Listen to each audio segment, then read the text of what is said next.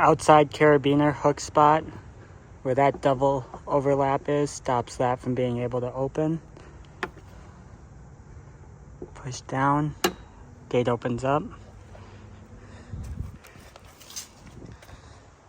This spot on the inside is where you can lock it on the inside. All you have to do, lift up, and how that overlaps, it stops that from being able to open.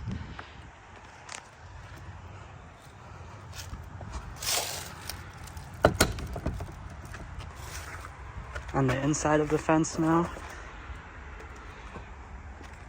you just have to push up on this, and that gate starts to open.